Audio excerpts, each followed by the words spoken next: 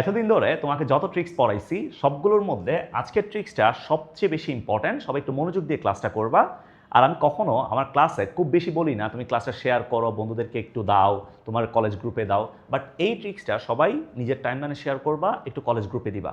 খুব বেশি ইম্পর্ট্যান্ট। একটা এমসিকিউ 100% পাবা, অ্যাডমিশনেও পাবা, একাডেমিকেও পাবা। দেখো এখানে দুই ধরনের ম্যাথ আসে। একটা হচ্ছে limit x tends to zero, limit x tends to zero 1 plus x to the power b by x to the power b by x to the power b by x. এটা যদি থাকে তাহলে আমাদের direct result হচ্ছে e to the power a by b, e to the power A b, e to the power A b. যদি আমার কাছে limit x tends to infinity থাকে তাহলে 1 plus a by x, 1 plus a by x উপর হচ্ছে b x. এটার রেজাল্টটা কত?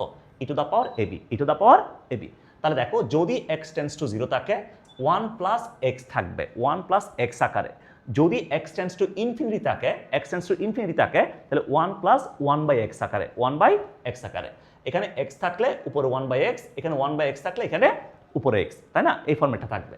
এই দুটো ফর্মেট সবাই একটু মাথায় সেট করে রাও। তাহলে দেখো limit x tends to zero 1 plus x উপরে বি বাই এক্স, উপরে বি বাই এক্স। এটা যদি থাকে e to the power a by b, e to the power A b, e to the power A B.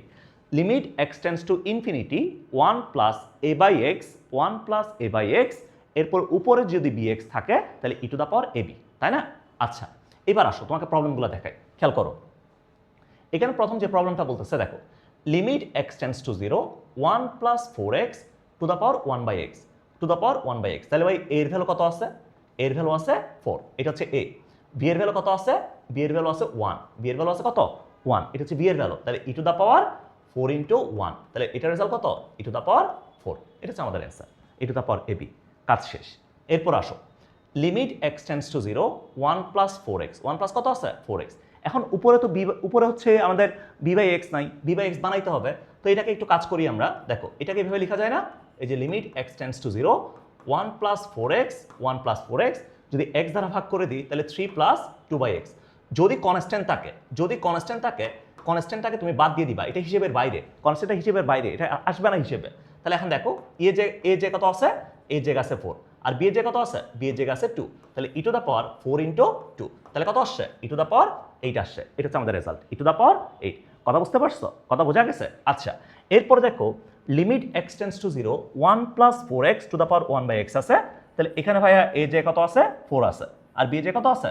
B এর জায়গায় 1 আছে। তাহলে ই to the power 4 into 1, result কত? Result হচ্ছে ই টু দ্য পাওয়ার 4।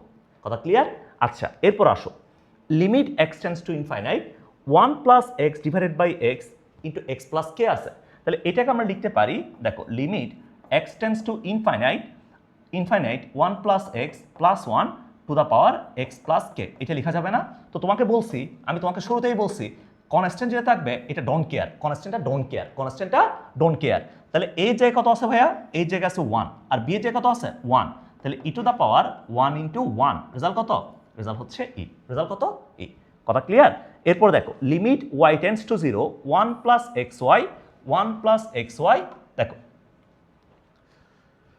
এরপরটা দেখো লিমিট Y tends to zero 1 plus x Y to the power 1 by y, to the power 1 by y এটা দিছে।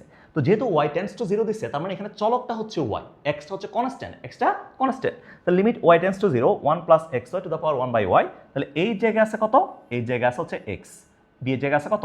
1, তাহলে ই to the power x into 1, এটা result আসবে e to the power x, e to the power x. কথা বুঝতে পারছো?